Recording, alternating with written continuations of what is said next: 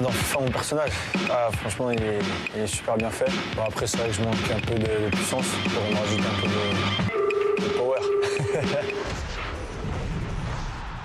Joe Cole nous a dit ici, il y a quelques semaines, pourquoi je ne suis pas plus rapide que ça? Je suis plus rapide que Suarez, ou je ne sais plus quel autre joueur. On reçoit probablement plus d'emails passionnés de la part des joueurs que des fans. Ils veulent savoir pourquoi ils ne sont pas plus rapides, plus vifs ou plus précis dans leurs tirs. Tous n'ont pas droit à leur radiographie personnelle. Les animations sont nombreuses. Il y a une grande profondeur de jeu. Il faut une petite armée d'animateurs pour ne pas être débordés. Les animateurs doivent s'assurer que les gestes techniques de chaque joueur sont fidèlement reproduits. Pour cette mission presque impossible, une autre petite armée parcourt le monde. Nos experts observent dans le monde entier les équipes lors de chaque match de la saison. Ils se concentrent sur certains joueurs et notent leurs qualités comme leur vitesse, leur enthousiasme, leur jeu de tête, leur tir, leur passe, etc.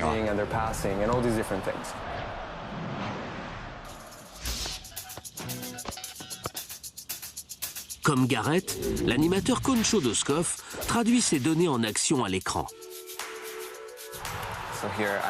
Voici une capture de mouvement qui montre un ciseau retourné. Je dois la rendre parfaite. Il doit retomber correctement. Ses mains ne doivent pas traverser son corps.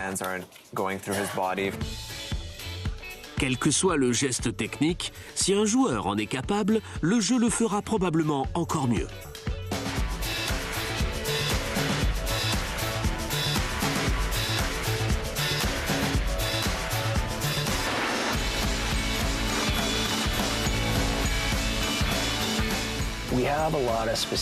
Nous créons beaucoup de gestes spécifiques à certains joueurs, comme les enchaînements de dribbles particuliers de Ronaldo ou de Messi.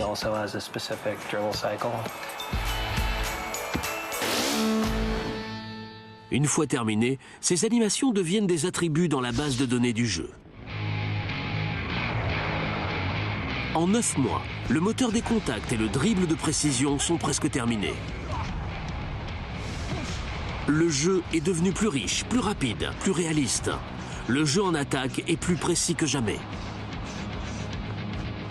Il serait juste d'offrir également une chance à la défense. Le troisième élément de la Trinité entre alors en jeu, la défense tactique. Une autre avancée révolutionnaire de FIFA. On s'est dit, en apportant autant de plaisir en défense qu'en attaque, on doublera le plaisir de jouer. C'était une de nos motivations. La défense tactique modifie l'approche de la défense pour en faire une stratégie. On introduit les techniques du football réel dans le jeu. Dans ce nouveau système de défense, vous ne devez plus appuyer sur un bouton sans réfléchir pour envoyer vos défenseurs comme des missiles. Il faut penser et jouer tactique, maîtriser le jeu, lire le jeu au lieu de réagir sans cesse. Cela fait une grosse différence.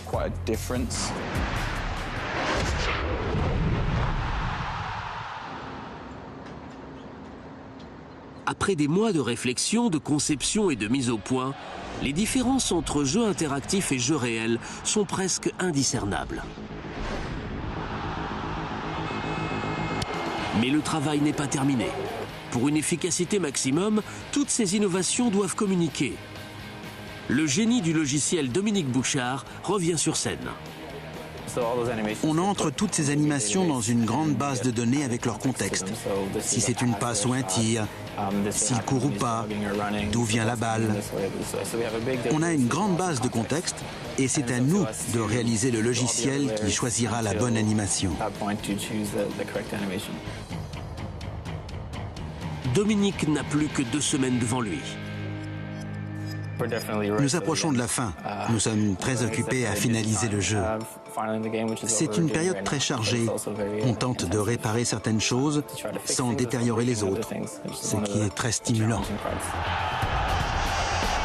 Mais cette base de données n'est pas totalement complète. Bonsoir, ici Martin Tyler et Alan Smith pour un match qui s'annonce passionnant. Si le nouveau moteur des contacts, la défense tactique et le dribble de précision apportent un plaisir de jeu inégalé, l'audio-directeur Jeff McPherson les vit comme une épreuve. La partie commentaire est énorme. C'est peut-être l'aspect le plus important. Ils sont un peu nonchalants et ils n'arrivent pas à faire la différence. Comme dans la réalité, les conséquences d'une action sur le terrain virtuel sont infinies.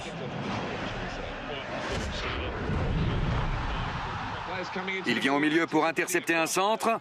Jeff doit prévoir et enregistrer chaque possibilité. Ça pourrait aller assez loin.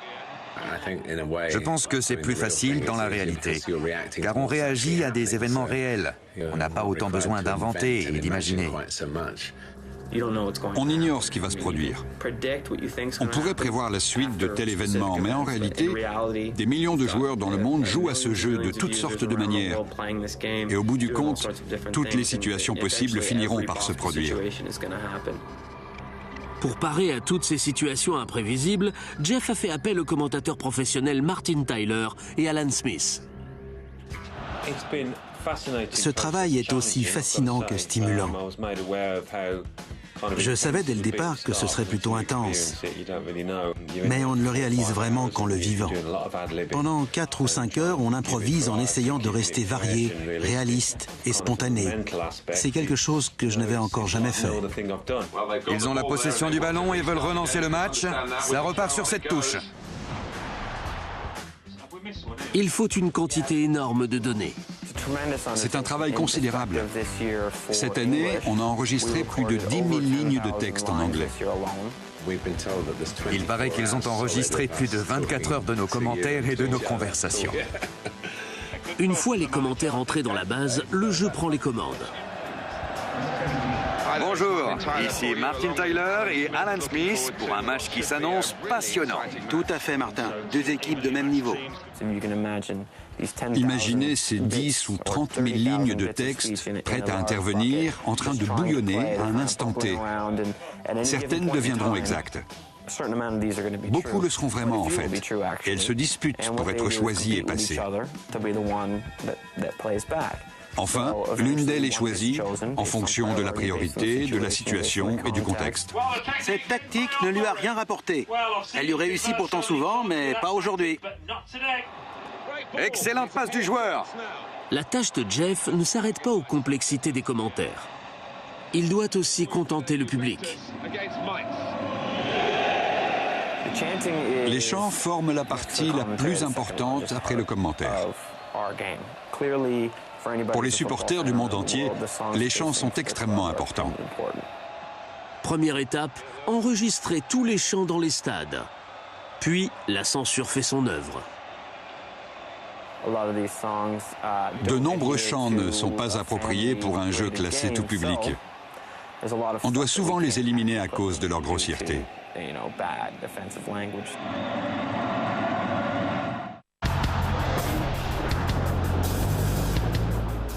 Quand cette équipe de producteurs, de programmateurs, d'animateurs, de modeleurs et d'ingénieurs du son a terminé, FIFA 12 est devenue une puissante machine.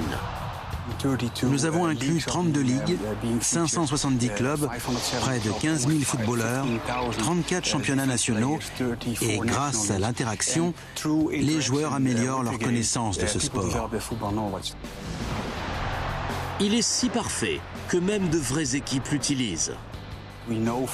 Certains entraîneurs et des centres de formation se servent du jeu pour leurs entraînements et pour montrer différentes tactiques ou combinaisons.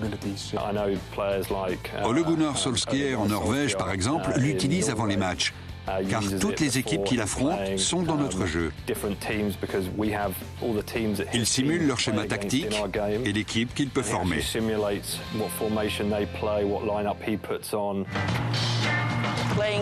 FIFA aide avant tout les joueurs à voir le jeu et à penser football. Il m'apporte une meilleure vue d'ensemble des équipes adverses. Les notes et les attributs qu'il donne à chaque joueur sont fantastiques. Il m'aide à me préparer en tant qu'entraîneur. Pour certains de nos joueurs, voir leurs rivaux et jouer contre eux sur un écran peut être très bénéfique.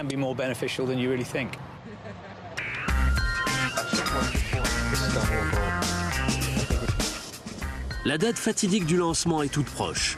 Il est temps de tester le révolutionnaire FIFA 12. On doit travailler ça. Cette étape est la finalisation. Là, on s'amuse à réparer tous les problèmes qu'on a créés avec toutes nos idées géniales. Mes 3 joueurs reculent. Ce patch met une éternité à démarrer. Il est déjà buggé? Oui. Je croyais qu'il l'avait déjà patché. Non. Ça fonctionne bien, il faut l'ajouter rapidement. Oui. Avant d'être placé en rayon, FIFA 12 doit se mesurer au joueur le plus exigeant, l'acheteur. Je crois que les gens aimeront notre jeu, mais on n'est jamais sûr à 100%. Tant qu'il n'est pas sorti, on reste inquiet. Chaque artiste doit ressentir la même chose avant de présenter son œuvre.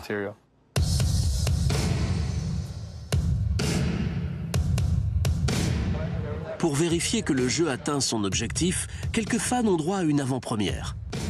On fait venir des utilisateurs pour essayer le jeu plusieurs mois avant sa sortie. On écoute leurs avis sur son comportement et les améliorations possibles. 150 à 200 personnes viennent ici durant tout le cycle de test. Les testeurs sont choisis dans les clubs de supporters. Ils ne doivent rien divulguer, mais c'est un faible prix à payer pour être les premiers à jouer.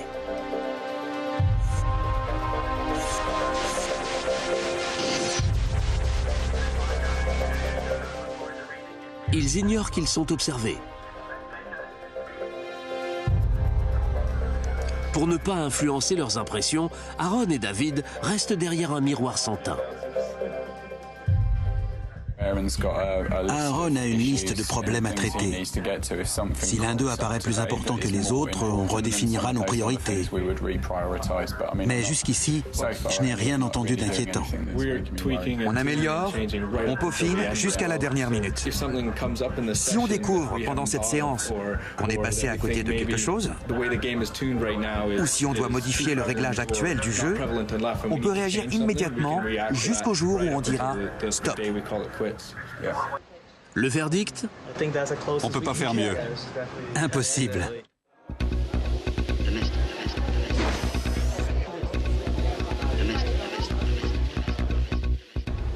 Le fruit d'années de développement, de 12 mois de perfectionnement et du talent de certains des plus brillants cerveaux du jeu vidéo est enfin mis sur le marché.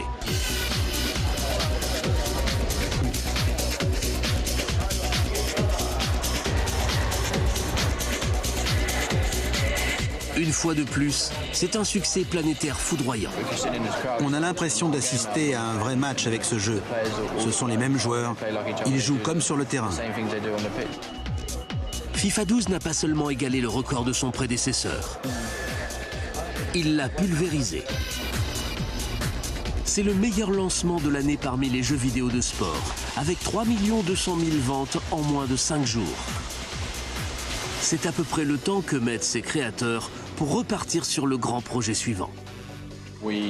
En général, on a déjà une liste d'idées à réaliser pour l'année suivante. Le premier jour, on est comme ça. Le lendemain, c'est « on fait quoi l'an prochain ?» C'est ce changement constant qui fait la beauté de ce sport.